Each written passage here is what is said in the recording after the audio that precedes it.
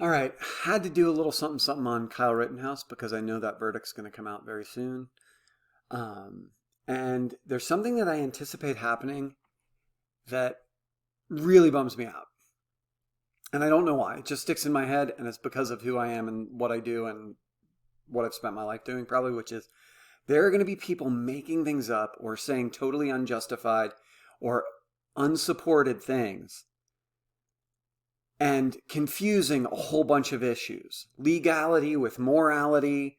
They're going to be thinking that Kyle Rittenhouse's guilty verdict is somehow just or unjust in a way that validates or invalidates beliefs regarding race or guns or whatever.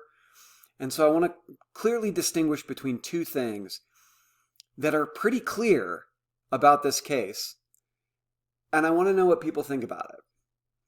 So first, the moral question. What did Kyle Rittenhouse do?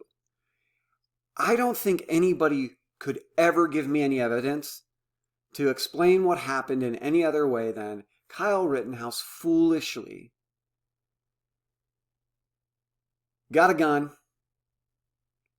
probably watched and listened to some really appealing propaganda that made him have a fantasy about what it means to be a patriot and a good person in his nation and go out and fight the good fight against those who are attacking the fabric of America. And that means I'm going to be a gun-toting, protect the world G.I. Joe cosplayer, right? I'm like, and then what, yeah, right on. And the fact that a 17-year-old kid would fall for that surely isn't too surprising, and that there are plenty of 20 and 30 and 40-year-old people who fall for it, even though it's kind of ridiculous. And I would be happy to justify and give all the reasons why I think it's ridiculous and why it happens. And I'm not saying the people who do it are horrible people or horribly wrong. Some probably are, some probably aren't. But it's kind of foolish. But he's a 17-year-old kid. And 17-year-old kids do idiotic things. It's tragic and horrible that his attempt to feel good about himself and craft an identity came at the expense of other people because he picked up a gun instead of picking up black eyeliner when he was going to become super dark for a day. Or he was going to pick up a guitar and feel good about himself by playing rock and roll. Or he was going to grab a skateboard. All of the other things, identities that teenagers try on, he happened to pick on the Go America, if I get a gun and go out and protect real Americans from these people who are rioting in the streets, then I'm doing something important. Failing to realize anybody can do that, and it's not very heroic, nor is it very interesting. All it means is you can go to a Walmart and buy a gun, or get someone to buy a gun for you. The other part of that side of the story is some of the laws we have regarding guns are pretty funky, and they're weird. And it's Mike Brown, Trayvon Martin all over again in different ways. The victims are a little different and the situation's a little different, but in our country, plenty of places and plenty of states, and this has been okayed by the Supreme Court, maybe whether you agree or disagree with whether it should, it is in place. That there are plenty of places where even if I start the fight, I always use this example because it came up. I used to do little bits of research into the gun control stuff because it was so interesting to me. Your neighbor could come over to your house, start a fight with you, right? Like start an argument over the fence. We'll not put them on your property or whatever. And you're arguing and they punch you in the face and you're like, whatever, this is ridiculous. You leave. Then you end up meeting them in the street later. You run into them and you're walking towards them aggressively because you're pissed they punched them in the face. They pull out a gun and shoot you. They started the fight. They saw you in the street. They could be found totally innocent, justifiably, given the laws as they are written, because all they need to do is demonstrate and show that they were afraid for their life. It doesn't matter if their fear is totally and completely rational. Did they actually experience that fear? And it will come as no surprise that there are a handful of cases in Florida that I remember being during research for an unrelated thing. The thing I was researching at the time was all of the data that people say guns are used in self-defense. And there were cases like that people were saying, well, that's self-defense. And I'd be like, yeah, that doesn't count as self-defense. If you start the fight, it's not self-defense. And that's kind of what Kyle Rittenhouse did. He started the fight. He went there. No one asked him to go there. He didn't need to go there. He got his gun. He went there. And he put himself in harm's way. But that doesn't mean what he did was illegal. And it seems probably pretty clear that if you look at the letter of the law, nothing illegal happened.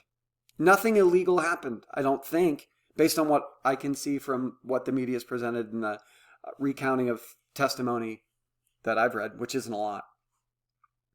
So if I'm missing something, let me know. So 2 arguments that I've addressed that people are going to make. Was Kyle Rittenhouse doing something wrong? Yes. Was he doing something foolish? Yes. Was he doing something a little misguided? Absolutely. Was he doing something illegal? Not unless you can demonstrate that he was not afraid. And the facts are, someone's kicking you in the face, someone's hitting you with a skateboard, someone's chasing after you and they have a pistol. Those things make people afraid for their lives. Now, the other argument that has to do with a little part of that is that did he buy a gun that was illegal or have a gun that was illegal for him to cross state lines with and enter the state with? And those are the things where people are like, oh, it's obvious it was an illegal gun. Or no, obviously it was legal. No, it's not. It's not obvious. The legal answer and the right answer might be different. Legally, the judge gets to decide. And the judge did. The judge said it was a legal weapon due to the length of the barrel. So that's decided. That's what happened. Now someone can, they can appeal, they can go, but to act as if, oh, clearly, no. I mean, the Supreme Court does this all the time. I mean, Scalia used to be great for it for me. Our laws are set up once the Supreme Court decides it's legal or illegal. You can argue that the law is wrong or misguided or unjustified, but don't argue that it's illegal, because it's not. So, on one hand, we have Kyle Rittenhouse doing something foolish and probably morally wrong. On the other hand, we have people arguing, anybody who's championing him as a hero, that's just like misguided. He was an accidental, wrong place, wrong time, not right place, right time. Terrified kid in way over his head who got scared, rightly so, and shot some people. There's nothing interesting or cool about that. He could have joined a gang and done the same thing. He could have done, it's all the same stuff, really, in a lot of ways. Now, the legal stuff is, clearly, I think there's probably an argument to be made for the other side, but the way our system works is, there's nothing egregiously wrong if they find him innocent, because he's not guilty given the laws that we have. If someone wants to argue that those laws are wrong, if they want to argue that they ought to be changed, that's awesome. And the people who are clearly saying, obviously this is legal and he's fine and he was defending himself, cool. You have to say that those laws are good, even if you're the person who gets shot in the face by your neighbor when you didn't do anything wrong. Your neighbor comes to your house over the fence and says, hey, Steve, you're an asshole. Punches you in the face. Then you're like, I'm not going to call the cops, whatever, I don't want to deal with it. And then you're walking toward them in the street and they shoot you in the face and they plead self-defense and they demonstrate they were scared of you and they get off, you're going to be like, cool. And if your answer to that, which a lot of it will be if you're watching this and you have these inclinations, well, I would have shot them first. That's just ridiculous. You've just officially become a crazy person who's like, well, if I was back in the day in Nazi Germany, I would have single-handedly taken out Hitler and saved the world. You're doing the same kind of heroic fantasy G.I. Joe cosplay weirdness that Kyle Rittenhouse was doing. So the moral question and the legal question are different. Shit's going to go bananas. I hope it's not bananas for the wrong reason, because if anybody who thinks that we really meaningfully address any problems with institutional, systematic racism or racial prejudice or any of those issues that are profound problems by Rittenhouse being found guilty or innocent, I think is just wrong. I need an argument. And anybody who thinks, oh, we've done a profound injustice if he gets convicted, I think that might be wrong too. I want to know the reasons why these things are right or wrong. So that's what I want people to think about. is what changes? How do we change it? If the laws are wrong, what can we do about it? And if the laws are great, justify that for me. And give me a justification where you're saying, yeah, if I'm the one who gets shot in the face by someone who's scared of me just because they had no reason to intervene in my life, but they showed up and then they shot me because they were scared of me, you have to justify that. Simultaneously, the other folks have to think about, what laws do you want? And if the answer is, well, I want all guns gone or all guns, well, that's not happening anytime soon, and we have a practical consideration there. So, Kyle Rittenhouse, morally not a hero.